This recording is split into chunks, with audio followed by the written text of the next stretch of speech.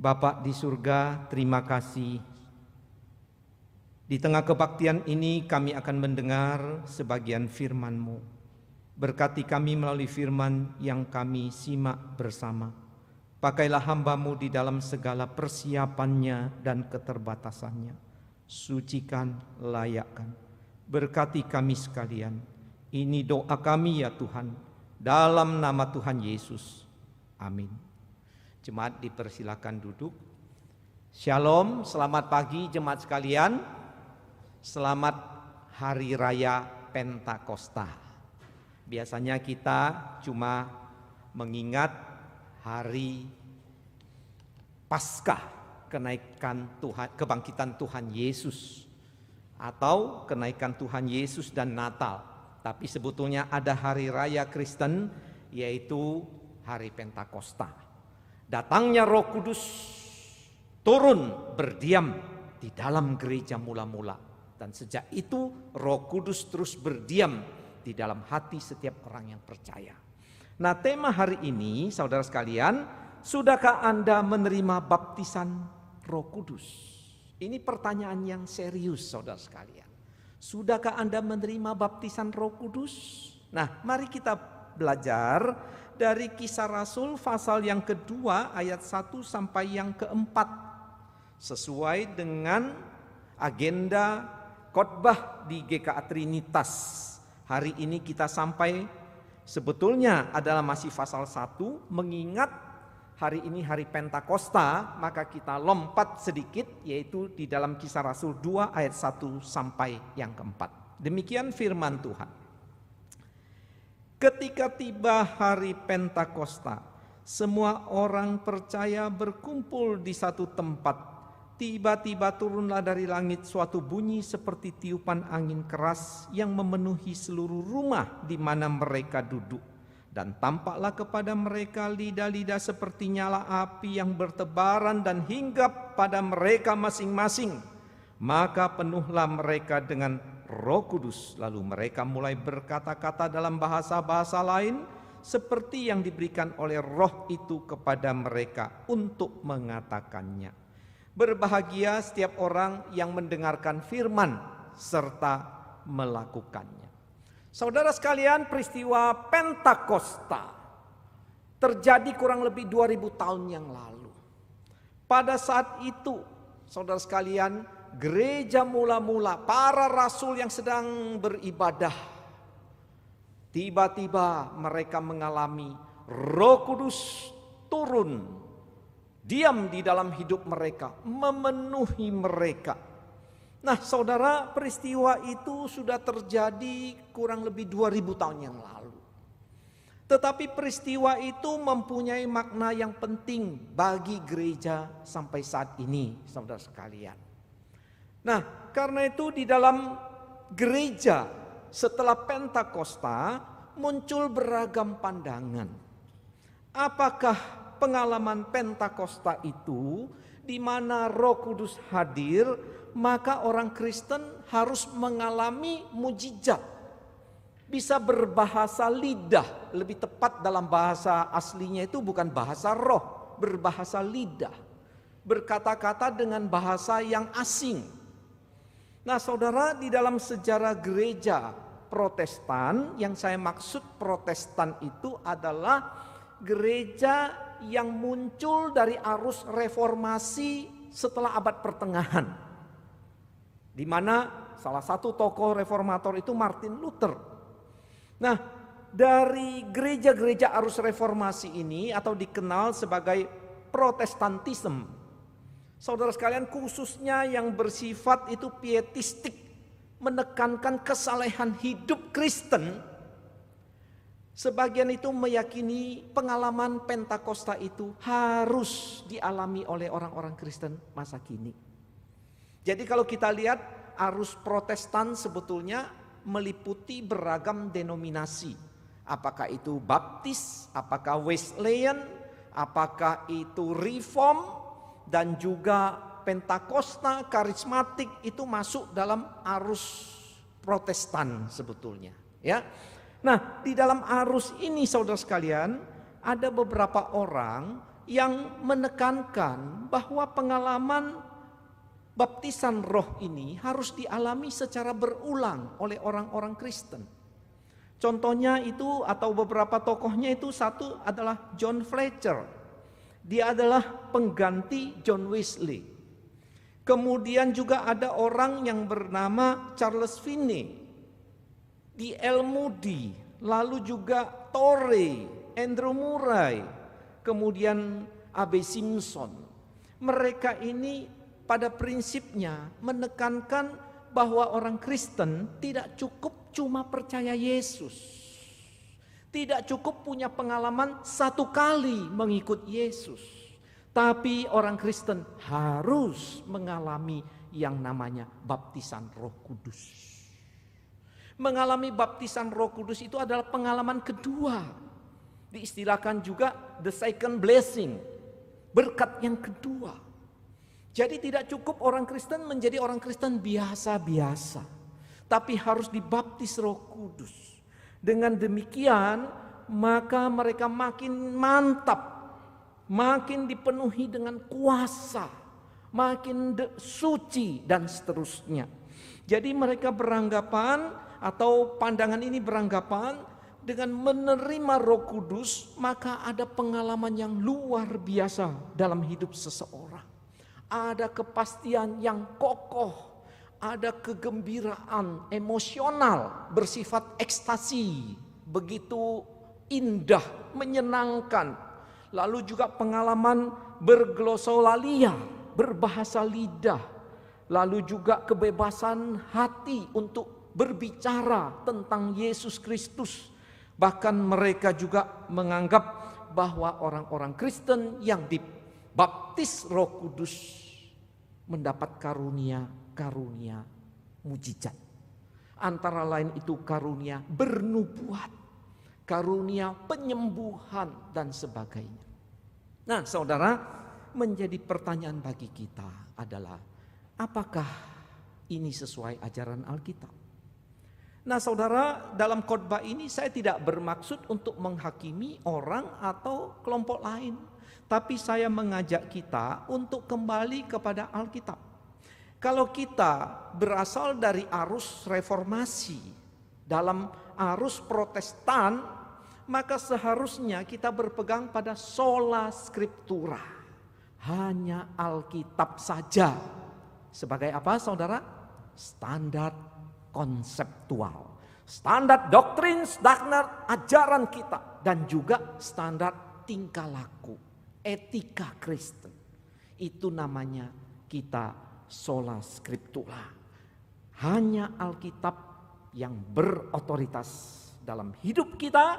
Alkitab menjadi satu-satunya dasar kehidupan dan berpikir kita. Nah, saudara sekalian, karena itu kita mesti punya kerendahan hati, mau menundukkan diri di bawah ajaran Alkitab, di bawah otoritas Alkitab. Sangat disayangkan sekali, khususnya saya melihat beragam aliran Kristen zaman ini meremehkan otoritas Alkitab. Contohnya apa? Di zaman atau di era multimedia yang begitu marak saat ini, banyak muncul pengkhotbah-pengkhotbah kesiangan. Ya, kepengen tampil di YouTube, tampil di media sosial, lalu berkhotbah cuma pengalaman pribadi. Siapa yang bisa memverifikasi? Berkhotbah dari kitab Wahyu, tetapi khotbahnya menafsir dengan sembarangan, atau barangkali mengambil isu yang sedang hangat saat ini. Siapa pembuat virus ini? Saudara, itu penuh dengan spekulasi. Kita tidak mungkin bisa memastikan virus COVID-19 ini berasal dari siapa. Nah, saudara, kita tidak bisa. Tetapi pengkhotbah-pengkhotbah demikian muncul cepat-cepat memberikan prinsip-prinsip yang seolah-olah benar. Saudara, kita melihat juga peremehan terhadap otoritas Alkitab adalah orang-orang Kristen dapat renungan, lalu senang sekali, forward. Tidak tahu isi renungan itu tafsirannya benar atau tidak. Saudara, Kalau tidak tahu sembarang forward, penafsirannya nggak benar, saudara yang memforward itu ikut berdosa, menyebarkan ajaran yang tidak benar. Nah, demikian juga saudara sekalian, kita melihat begitu orang-orang meremehkan pengajaran Alkitab. Ya, YouTube dan berbagai media sosial dipakai sebagai sarana kendaraan. Beberapa waktu ini saya melihat, wah, cuma sepotong ibadah saja kok dimasukkan di YouTube. Apa yang bisa menjadi berkat bagi orang lain? Loh, cuma khotbah begini saja yang cuma lucu-lucu kok didengar oleh orang. Seharusnya firman Tuhan yang diberitakan. Nah, saudara sekalian, peremehan terhadap otoritas Alkitab itu juga bisa dilaksanakan oleh orang-orang yang menamakan dirinya hamba Tuhan. Bisa jadi dia bergelar S2, mungkin juga S3, tapi sembrono mengklaim, aku mendengar suara Tuhan, ini suara Tuhan. Saudara, jangan sembarangan mengklaim begitu.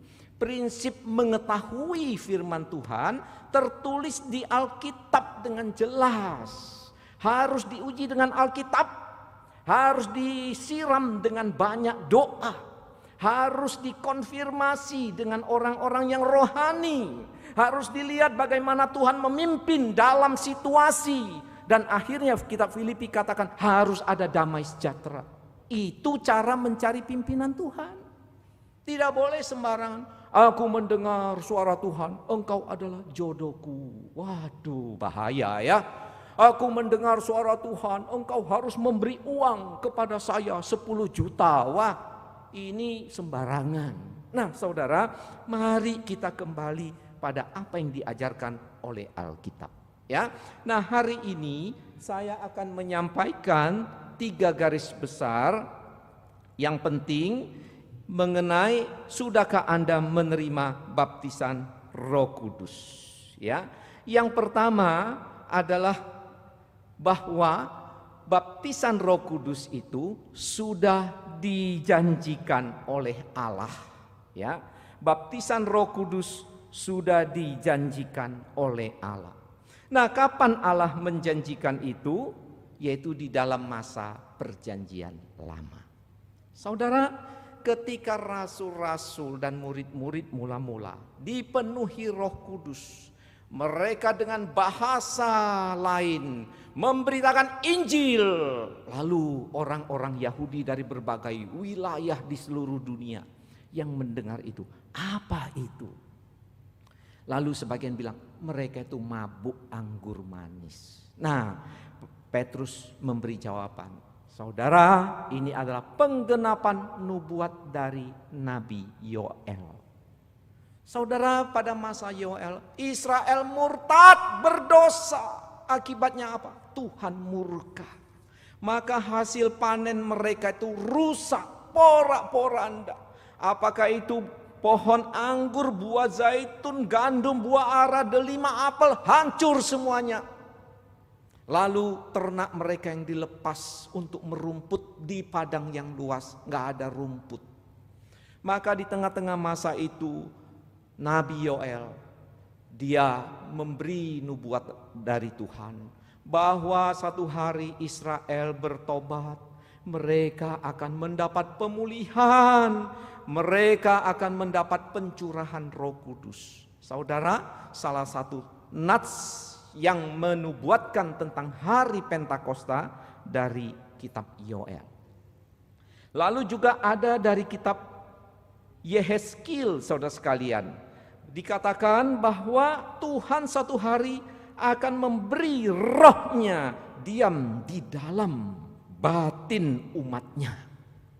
Kitab Yesaya juga menubuatkan demikian, saudara sekalian. Misalnya Yesaya 39 dikatakan, aku tidak lagi menyembunyikan wajahku terhadap mereka kalau aku mencurahkan rohku ke atas kaum Israel.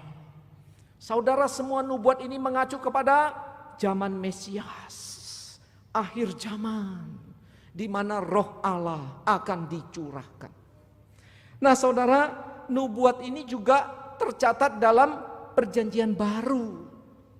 Nah, di dalam perjanjian baru saudara sekalian, baptisan roh itu di dalam kitab Injil dan di dalam Kisah Rasul serta surat Paulus dalam 1 Korintus 12:13 ada 7 ayat yang berbicara tentang baptisan Roh Kudus. Nah, saudara, 4 di antaranya itu diucapkan oleh Yohanes Pembaptis. Aku membaptis engkau dengan air sebagai apa? Tanda pertobatan. Tetapi satu hari nanti Dia yang lebih besar, yaitu Sang Mesias, akan membaptis dengan Roh Kudus. Nah, saudara, ini merupakan nubuatan. Dan kita sudah belajar Kisah Rasul 1 ayat yang ke-5, Tuhan Yesus mengulang perkataan dari Yohanes Pembaptis itu. Sebab Yohanes membaptis dengan air, tetapi tidak lama lagi kamu akan dibaptis dengan Roh Kudus. Jadi kita lihat saudara sekalian, Yesus setelah dia naik ke sorga, dia akan membaptis umatnya dengan Roh Kudus. Saudara, memang istilah baptisan itu dari asal kata mencelupkan. Tetapi sebetulnya istilah mencelupkan, membenamkan ini harus diartikan dengan konteksnya. Sehingga pada konteks yang berbeda bisa artinya mencuci atau membasuh. Jadi sesuatu itu dicuci, dibersihkan, dibasuh supaya layak untuk dipakai bagi ibadah. Jadi pembasuhan ini melalui apa saudara? Pertobatan. Itulah yang diserukan oleh Yohanes Pembaptis. Saudara, dari sini kita belajar apa dari poin pertama ini? Saudara sekalian, kita melihat dunia tidak akan pernah semakin baik. Dunia tidak mungkin membaharui batin manusia, saudara. Tetapi zaman sekarang, saudara, ada 2 arus utama pemikiran manusia. Bagaimana umat manusia bisa bertahan, terpelihara di planet bumi ini. Teori yang pertama mencoba cari tempat tinggal baru di luar dunia ini. Maka ada penelitian planet mana yang bisa dihuni manusia. Ya. Yang kedua, memikirkan bagaimana alam ini bisa dibaharui supaya manusia layak untuk hidup dan semakin maju. Tapi kita melihat saudara, tidak mungkin hal ini.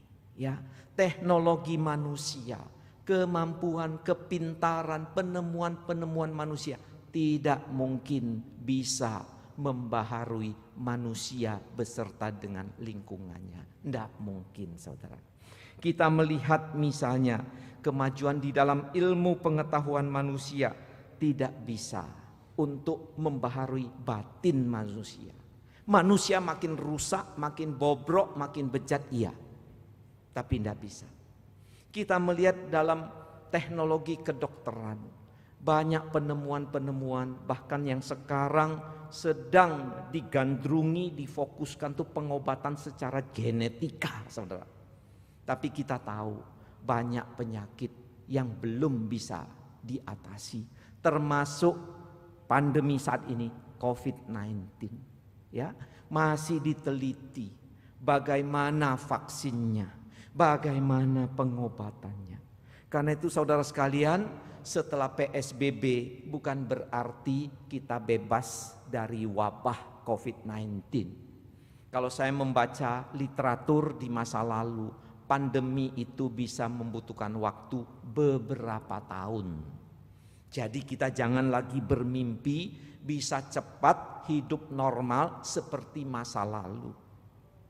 Kita melihat kemajuan manusia itu saudara sekalian di bidang bisnis. Akhirnya dengan pandemi semuanya menjadi mandek, stuck. Mungkin sebagian tutup. Saya membaca di satu artikel katanya yang di Amerika itu mungkin tutup untuk selamanya.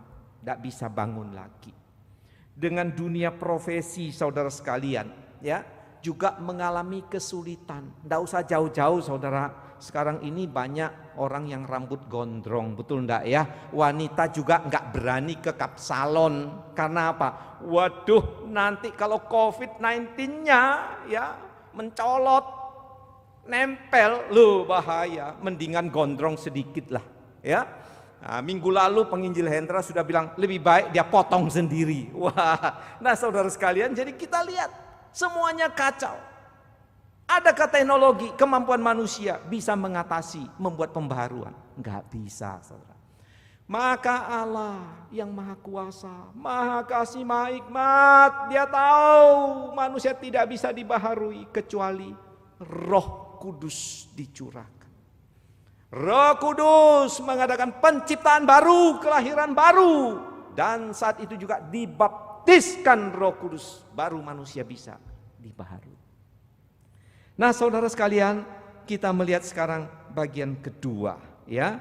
Bagian kedua ini saudara, janji tentang Pentakosta, pencurahan Roh Kudus itu terjadi pada gereja mula-mula, yaitu pada rasul dan murid Tuhan Yesus yang mula-mula. Nah saudara, apakah yang dimaksud hari Pentakosta? Coba kita lihat ayat yang pertama. Ketika tiba hari Pentakosta, semua orang percaya berkumpul di satu tempat.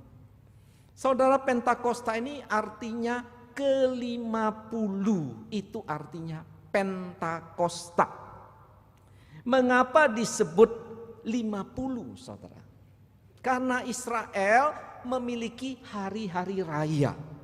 Ada hari raya Paskah, ada hari raya Tabernakel, ada juga hari raya perayaan 7 minggu masa panen. Nah saudara, waktu Israel merayakan hari raya, mereka menerima panen pertama, yaitu bulir gandum mereka panen, mereka persembahkan kepada Tuhan. Lalu mereka merayakan selama 7 minggu hari raya.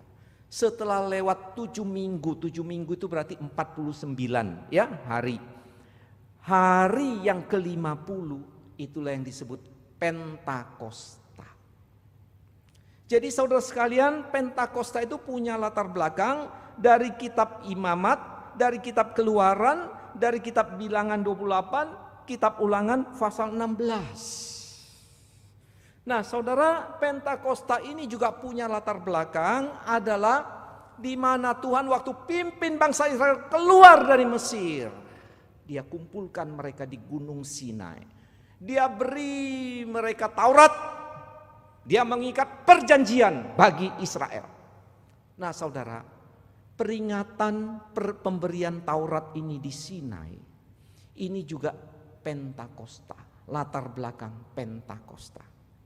Jadi kita melihat jika orang Israel merayakan Pentakosta, pemberian Taurat di Gunung Sinai, maka Pentakosta perjanjian baru, pencurahan Roh Kudus atas gereja mula-mula. Saudara sekalian, Pentakosta ini juga menjadi penting karena apa saudara? Ini menyamakan atau menyejajarkan, ada kemiripan bahwa Yesus sebagai Mesias datang melayani dengan kuasa Roh Kudus. Maka Yesus yang sudah naik ke surga, dia menugaskan gerejanya untuk melayani dan menjadi saksinya. Wajib harus dipenuhi Roh Kudus sama seperti dia agar mampu menjadi saksi. Nah, saudara, itu namanya Pentakosta. Jadi kita bisa mengerti ya, hari ke-50 setelah Paskah, setelah kebangkitan Yesus, itu Pentakosta, di mana Roh Kudus turun ke atas murid-murid untuk memberdayakan mereka, memberitakan Injil, menjadi saksi Kristus. Nah saudara sekalian, peristiwa Pentakosta ini yang tercatat di dalam Kisah Rasul 2 ayat 1-4 menunjukkan Allah hadir di tengah-tengah umatnya. Bahkan di dalam hidup setiap umatnya yang percaya. Kehadiran Allah ini saudara ditunjukkan dengan 3 tanda. Ya, dengan 3 tanda. Yang pertama ayat 2, tiba-tiba turunlah dari langit suatu bunyi seperti tiupan angin keras yang memenuhi seluruh rumah di mana mereka duduk. Tanda yang pertama kehadiran Allah dikatakan tiba-tiba. Turun dari mana? Dari langit, dari surga, dari atas. Bunyi seperti tiupan angin keras. Ada bunyi apa? Seperti tiupan angin keras. Nah, saudara, istilah dikatakan di sini bunyi seperti tiupan angin keras. Angin dengan roh, saudara sekalian, itu dari bahasa asli yang satu, yang sama. Ya, jadi di sini menunjukkan kehadiran Allah, kehadiran roh Allah. Kita mengingat latar belakangnya dari kitab Yehezkiel. Yehezkiel ketika melihat penglihatan nubuatan, Allah meniup, Allah menghembuskan rohnya pada tulang-tulang yang mati. Maka tulang-tulang kering yang mati tidak bernyawa itu hidup. Jadi ini adalah kehadiran roh, kehadiran Allah. Mengingatkan lagi peristiwa di Gunung Sinai, saudara. Waktu Israel berkumpul di kaki Gunung Sinai, Allah hadir dengan bunyi yang keras. Bunyi mulai pelan, makin keras, makin keras, makin keras. Itu bunyi yang keras. Lalu diberikan hukum Tuhan. Tuhan berfirman. Jadi yang pertama tandanya itu bunyi seperti tiupan angin keras. Jadi bukan angin keras, saudara. Bunyinya seperti angin keras. Yang kedua, tampaklah kepada mereka lidah-lidah seperti nyala api, bertebaran dan hinggap pada mereka masing-masing. Saudara, yang kedua itu adalah api. Ini juga simbol kehadiran Allah. Kita tahu dari mana? Waktu Musa didatangi oleh Allah yang mewahyukan diri, dia tampak semak yang terbakar. Ada api. Lalu juga api ini simbol kehadiran Allah. Waktu Israel dipimpin di padang gurun, malam hari ada tiang api beserta dan memimpin mereka. Lalu juga pada waktu Allah berbicara di atas gunung Sinai, ada api. Nah, saudara, api juga ditunjukkan oleh peristiwa-peristiwa yang lain. Salah satunya adalah di atas tabernakel, tabut perjanjian Allah. Ada api, ada tiang api. Jadi saudara sekalian, api ini adalah simbol kehadiran Allah di tengah-tengah umatnya. Dan kita melihat saudara, kehadiran roh Allah ini kepada siapa? Kepada mereka masing-masing. Jadi kita melihat saudara, orang yang percaya Yesus, roh Allah hadir secara individual. Masing-masing. Bukan cuma para rasul. Setiap orang yang percaya Yesus, roh Allah hadir. Maka mereka menjadi satu corporate, satu persekutuan, satu umat juga yang dimana roh Allah hadir. Yang ketiga saudara sekalian, tanda bahwa Allah hadir di dalam ayat yang keempat. Maka penuhlah mereka dengan Roh Kudus, lalu mereka mulai berkata-kata dalam bahasa-bahasa lain. Yang ketiga tandanya adalah orang Kristen mula-mula, rasul, berkata-kata dalam bahasa-bahasa lain. Nah, bahasa-bahasa yang disampaikan ini saudara, penggunaan istilah ini tercatat di dalam Kisah Rasul pasal 2 ayat 14, Khotbah Petrus, dan juga Kisah Rasul 26 ayat 25. Istilah ini adalah bahasa yang memang asing bagi rasul, bagi jemaat mula-mula, tetapi bahasa yang bisa dipahami. Allah menyapa orang-orang Yahudi yang datang dari berbagai daerah waktu itu untuk mendengar apa? Berita Injil. Nah, saudara sekalian, dari pemahaman ini, dari pemaparan ini, kita bisa menyimpulkan apa yang dimaksud dengan baptisan Roh Kudus. Saudara, ini konsep yang sangat penting, saudara sekalian. Kalau saudara punya pemahaman yang berbeda, coba dicek kembali, ya. Karena kita harus mengacu berdasar pada apa yang tercatat dalam Alkitab. Nah, saudara sekalian, dari sini kita belajar, ya, bahwa baptisan Roh Kudus itu adalah baptisan di mana Yesus pelaksana, Yesuslah sang pembaptis. Dia membaptis umatnya dan dia membaptis dengan Roh Kudus. Saudara, perhatikan ya, ini sama. Yohanes Pembaptis memanggil orang, bertobatlah, kerajaan Allah sudah dekat. Lalu orang datang, tanda pertobatan, dibaptis air. Pembaptisnya Yohanes Pembaptis. Orang yang datang mau masuk menjadi umat yang bertobat, dibaptis dengan apa?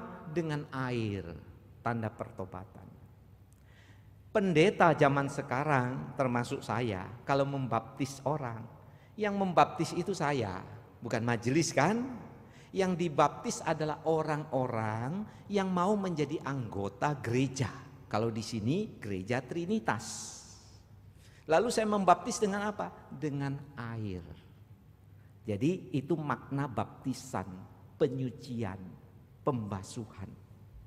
Tetapi saudara, baptisan Yohanes Pembaptis, baptisan yang dilakukan oleh para pendeta zaman sekarang, itu cuma perlambangan, simbol. Kalau saya membaptis orang, belum tentu dia sungguh percaya kan? Mau dibaptis? Mau. Kenapa? Ya karena mau menikah, saudara. Jadi supaya ada syaratnya, dibaptis. Sungguh dia percaya Tuhan Yesus? Belum tentu, saudara. Saya sebagai pendeta enggak tahu hatinya kan, enggak punya alat. Kamu percaya Tuhan Yesus? Mana? Saya ronsen dulu, saya foto, enggak bisa tahu, saudara. Ya, macam-macam orang motifnya mau dibaptis, mau menikah, mau dapat surat tertentu, atau mungkin dapat biaya lebih ringan dari sekolah Kristen. Nah, ada surat baptis. Tapi saudara, pembaptis sesungguhnya Yesus Kristus. Dia membaptis dengan Roh Kudus. Siapa? Umatnya. Dia yang tahu siapa yang sungguh-sungguh percaya, siapa yang hati nuraninya sudah dibarui Roh Kudus, siapa yang sungguh-sungguh beriman, sungguh-sungguh menjadi gerejanya. Jadi itu yang dinamakan baptisan Roh Kudus. Nah, karena itu saudara sekalian, kita melihat baptisan Roh Kudus itu terjadi pada gereja mula-mula. Baptisan Roh Kudus itu terjadi pertama kali Roh Kudus turun ke atas murid-murid. Disitulah mereka dibaptiskan secara individu, dibaptiskan sebagai umat oleh Tuhan Yesus. Dan kita melihat setelah saat itu, saudara sekalian, maka setiap orang yang percaya kepada Tuhan Yesus, dengan sendirinya dia dibaptis. Jadi saudara sekalian, kita melihat ya, seseorang bisa percaya Yesus karena Roh Kudus melahirbarukan. Roh Kudus bekerja di hatinya. Lalu ketika Roh Kudus bekerja, saat itu juga Yesus membaptis dia dengan Roh Kudus. Maka orang yang dilahirbarukan mengapa bisa percaya Yesus? Mengapa bisa sadar dosanya dan bertobat? Itu karena kelahiran baru. Karena ada kehadiran Roh Kudus dibaptis. Jadi sejak Pentakosta, saudara, setiap orang yang lahir baru dibaptiskan Yesus masuk kepada gerejanya. Setiap orang yang dibaptiskan masuk ke dalam gerejanya. Dan orang ini pasti orang yang percaya, yang bertobat. Jadi kita melihat saudara sekalian, itu yang dimaksud oleh 1 Korintus 12 ayat 13. Setiap orang yang percaya, maka dia dibaptis. Masuk menjadi anggota gereja Tuhan Yesus. Nah, menjadi persoalan, apakah baptisan roh itu saat seseorang dilahirbarukan, Saat seseorang dibaptis oleh Yesus, apakah dia harus berbahasa lidah? Seperti Kejadian Pentakosta Kisah Rasul 2. Kita lihat tidak. Buktinya apa? Orang-orang Ethiopia, sida-sida Ethiopia, Kisah Rasul 8 ayat 39, tidak mengalami berbahasa lidah. Lalu kita melihat pada waktu Lydia, Kisah Rasul 16 ayat 15, percaya Yesus, dia mengalami lahir baru, percaya Yesus, mengalami baptisan roh, tidak berbahasa lidah. Lalu juga kepala penjara di Filipi, Kisah Rasul 16 ayat 33, tidak juga berbahasa lidah. Jadi kita simpulkan saudara sekalian, dari peristiwa Kisah Rasul, dari 1 Korintus 12:13, baptisan roh penekanannya adalah baptisan yang dilakukan Yesus Tuhan atas orang percaya untuk masuk menjadi anggota gerejanya. Apakah tandanya? Ada? Harus mengalami peristiwa mujizat berbahasa lidah? Tidak. Itu bukan tanda utama. Nah, saudara sekalian, kita belajar dari bagian ini juga. Mengapa begitu, saudara?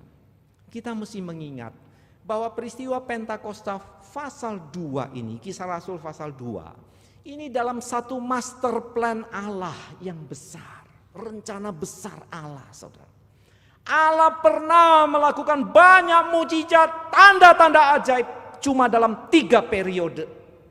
Periode pertama, waktu Israel dibentuk di Perjanjian Lama. Tuhan pakai Musa dengan mujizat-mujizat yang luar biasa. Jadi saudara jangan tiru mujizatnya Musa ya. Pergi ke pantai Kenjeran angkat tongkat. Pantai Kenjeran terbelalak lautmu. Tidak bisa saudara. Itu satu momen sejarah. Satu kali sudah tidak bisa. Periode kedua, pada waktu Israel murtad meninggalkan Tuhan. Tuhan pakai Elia dan Elisa. Membuat mujizat-mujizat. Sampai Elia minta api turun dari langit sebagai demonstrasi kuasa Allah. Nah itu baru demonstrasi kuasa Allah yang benar saudara. Ya, jadi bukan demonstrasi kuasa Allah sembarangan. Turun betul-betul api dari langit. Supaya apa? Bangsa Israel bertobat. Jadi ada periodenya saudara. Mujizat itu berlimpahan Tuhan kerjakan. Periode ketiga, penggenapan puncak rencana Allah, keselamatan melalui Mesias. Yesus datang dan rasul-rasulnya melanjutkan tugasnya. Pada periode itulah yang ketiga, mujizat-mujizat terjadi. Orang mati bisa dibangkitkan. Rasul Paulus berkhotbah, ada yang jatuh, Eutikus mati. Langsung dihidupkan Paulus. Saudara, kalau saya berkhotbah, ada yang jatuh, bawa rumah sakit, wah belum tentu bisa terjadi mujizat. Ya, bukan berarti kita tidak meyakini ada mujizat. Tapi kita melihat ini adalah dalam satu master plan Allah. Maka Kisah Rasul itu pencurahan Roh Kudus disertai tanda ajaib, berbahasa lidah. Ini satu verifikasi dari Allah. Hai manusia, inilah tandanya pekerjaan Mesias itu sudah selesai. Ini tandanya penggenapan nubuat Allah sedang dilakukan. Jadi saudara, kita tidak bisa melihat peristiwa baptisan roh ini sebagai pengalaman spiritual pribadi. Ya, itu tidak bisa kita melihat dari segi ordo salutis, yaitu urutan keselamatan. Jadi orang percaya Yesus lalu mengalami baptisan roh, pengalaman yang kedua. Saudara, itu cuma dialami murid-murid. Karena mereka mengikut Yesus, baptisan roh belum, Roh Kudus belum turun, maka mereka mengalami 2 kali itu. Tapi setelah itu bagi orang yang percaya, saat dia lahir baru dibaptis Roh Kudus dan dia masuk menjadi anggota gereja Tuhan Yesus. Jadi bukan pengalaman kedua, 1 kali saja baptisan Roh Kudus itu. Tidak diulang-ulang lagi.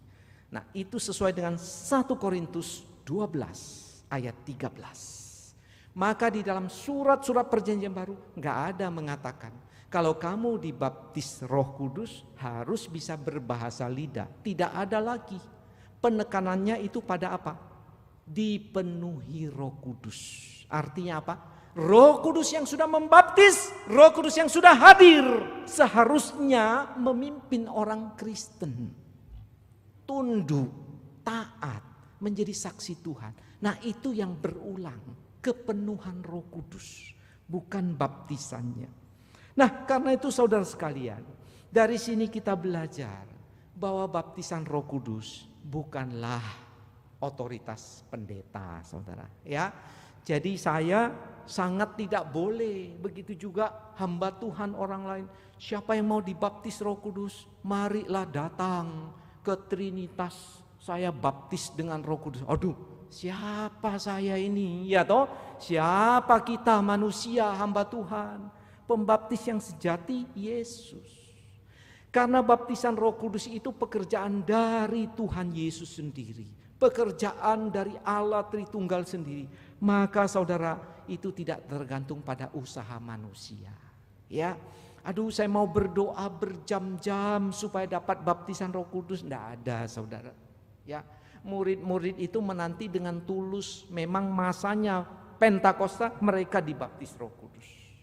Lalu kita melihat juga, makanya di dalam ajaran ini kita yang sudah percaya berarti kita sudah menerima baptisan Roh Kudus.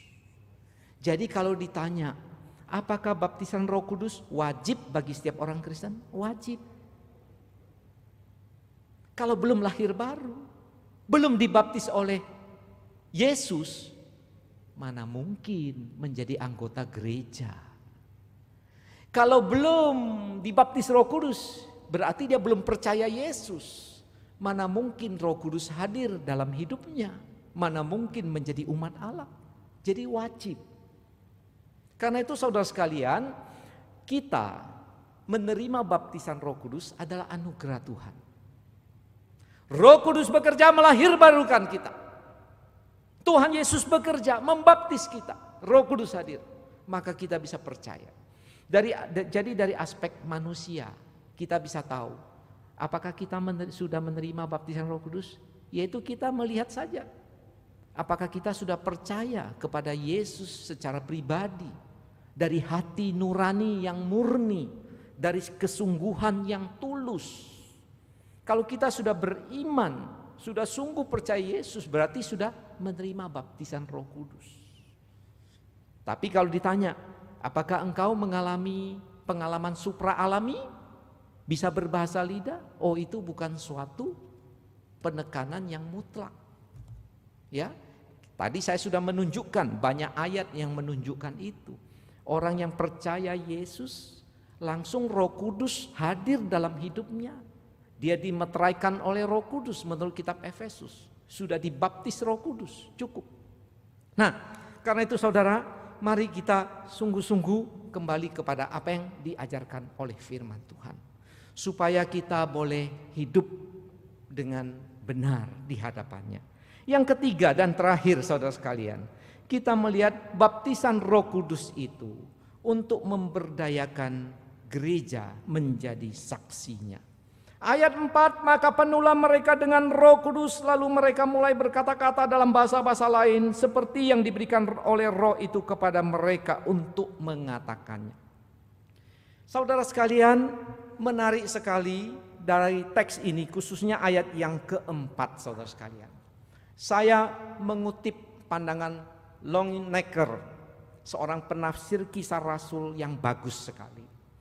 Dia mempertanyakan dalam buku tafsirannya, apakah berarti Pentakosta hari kelahiran gereja?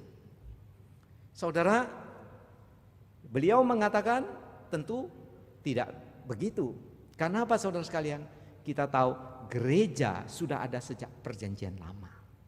Orang yang percaya pada Yesus di perjanjian lama adalah gerejanya. Abraham, Yosua, Daud, dan sebagainya. Setiap orang yang percaya. Nah, saudara sekalian, kita melihat gereja sudah ada. Dan di dalam perjanjian baru, Gereja itu mengalami baptisan Roh Kudus, kehadiran Roh Kudus satu kali untuk selama-lamanya. Nah, karena itu gereja disebut apa? Tubuh Kristus. Disebut sebagai apa gereja itu? Sebagai mempelai perempuan Kristus dan banyak istilah lainnya. Gereja adalah Israel baru. Nah, di sini saudara sekalian, kita mesti punya pemahaman tentang gereja yang benar. Ya, sebagian orang masih menganggap Israel, bangsa Israel yang ada sekarang adalah umat Allah. Tidak, saudara. Israel sudah gagal sebagai umat Allah di perjanjian lama. Maka Yesus mengatakan, akulah pokok anggur yang benar. Yesus, Israel sejati. Ranting-rantingnya orang yang percaya kepada Yesus, itu adalah Israel yang sejati. Argumen yang lain, Yesus katakan, rubuhkanlah bait Allah ini, maka aku akan mendirikannya kembali. Berarti bait Allah itu sudah tidak ada ibadah bait Allah itu, saudara, yang lahiriah. Tubuh Yesus, diri Yesus adalah bait Allah sejati. Umatnya dijadikan menjadi satu bait Allah, kehadiran Roh Allah. Di dalam kitab Roma dikatakan Israel sejati adalah Israel rohani. Anak-anak Abraham sejati adalah anak-anak yang beriman. Nah, saudara, bangsa Israel secara fisik sampai sekarang mereka menjadi gereja, menjadi umat Allah kalau mereka percaya Yesus. Kalau tidak percaya Yesus, tidak menjadi umat Allah, tidak menerima baptisan Roh Kudus. Kita bersyukur, saudara. Saya membaca bahwa ada orang-orang Yahudi Israel sekarang, yaitu kelompok Messianic, ya, Messianic Jews. Mereka orang-orang yang percaya Yesus, ya, sama seperti kita, sama seperti gereja mula-mula. Mereka yang giat memberitakan Injil, merekalah gereja. Nah, yang kedua, saudara sekalian, menurut tafsiran yang sangat baik itu dikatakan, gereja juga bisa diartikan sebagai fungsinya, yaitu apa? Untuk bersaksi. Maka gereja harus diberdayakan Roh Kudus supaya apa? Mampu menjadi saksi Tuhan Yesus. Nah, karena itu saudara, kita belajar dari sini ya, bahwa gereja sebagai umat Tuhan sudah dibaptis Roh Kudus. Roh Kudus hadir untuk apa, saudara? Bukan untuk kita pamer. Ini loh, aku ada Roh Kudus ya, bisa bikin mujizat, bisa punya keunikan-keunikan, bisa punya pengalaman supra alami, pergi ke neraka, pergi ke sorga. Bukan, saudara. Kalau kita konsisten dengan pengajaran perjanjian baru, berkali-kali dikatakan supaya gereja dipenuhi Roh. Artinya apa? Dikendalikan Roh Kudus, dipimpin Roh Kudus, tunduk kepada Roh Kudus, taat kepada Tuhan, barulah gereja bisa dipakai Tuhan menjadi saksinya. Saudara, kita adalah kaum Gentiles. Kita punya nenek moyang orang-orang berdosa. Kita mewarisi banyak dosa dari nenek moyang. Kita juga melihat dunia yang berdosa. Kita punya musuh dari dalam diri kita, sifat keberdosaan. Ada iblis yang terus menggoda. Saudara, kita memerlukan kuasa Roh Kudus. Karena itu mari saudara, kita menjalani hidup ini sebagai orang Kristen yang mau dipenuhi Roh. Bukan kita minta, Tuhan penuhi aku, bukan. Maksudnya adalah mau tunduk, mau rendah hati, mau terbuka, diarahkan Roh Kudus. Kalau ada konsep yang salah, mau berubah, mau bertobat. Kalau ada kecongkakan, mau rendah hati. Itu namanya dipenuhi Roh Kudus. Supaya orang Kristen itu bisa menjadi saksi. Ya. Nah, saudara, menjadi saksi itu berarti dari kehidupan, memberitakan tentang Yesus. Kita bersyukur di GKA Trinitas ya. Tadi slide sudah kita lihat, Trinitas peduli. Ya, puji Tuhan, penginjil Hendra mengkoordinir ya, anak rekan-rekan pemuda, lalu sebagian memberikan dukungan untuk membeli nasi bungkus, lalu sembako. Saudara, itu adalah bagian dari gereja yang bersaksi. Jadi gereja bukan cuma kerjanya saudara, mari kita menikmati ibadah di dalam gedung kita besar banyak, orang semuanya memuji kita, bertepuk tangan. Saudara, jangan bermimpi lagi jadi gereja begitu untuk tahun-tahun ke depan saudara. Karena kita harus mengikuti protokol kesehatan. Tanpa kita sadari Tuhan sedang mengarahkan, hai gereja, kembali kepada prinsip dasar, prinsip untuk hidup menjadi saksi, prinsip untuk memberitakan Injil Tuhan. Nah, kiranya Tuhan memberkati kita saudara sekalian. Menjadi pertanyaan sebagai akhir khotbah ini, sudahkah Anda menerima baptisan Roh Kudus? Kalau kita sudah lahir baru, kita percaya Yesus, tentunya sudah. Apakah harus kita punya tanda-tanda supra alami? Oh, itu bukan suatu hal yang mutlak, ya. Tapi dipimpin Roh Kudus, itu yang penting untuk kita menjadi saksinya. Kiranya Tuhan memberkati kita semuanya. Mari kita mengambil saat hening, kita masuk di dalam doa.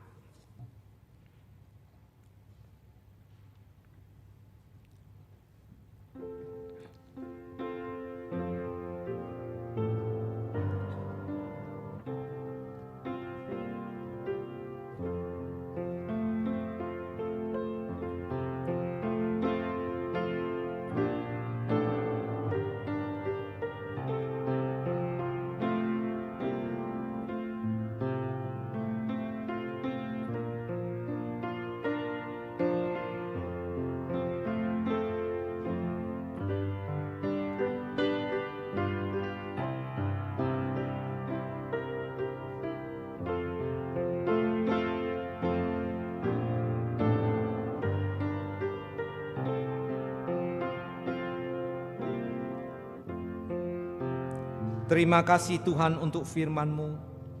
Kami serahkan diri kami. Kiranya Allah Roh Kudus menuntun kami. Yang belum percaya boleh percaya dan dibaptis dengan Roh Kudus. Bagi kami yang sudah percaya dibaptis Roh Kudus, biarlah kami boleh selalu dipimpin Roh Kudus, bersaksi untuk kemuliaan Tuhan. Ini doa kami dalam nama Tuhan Yesus. Amin.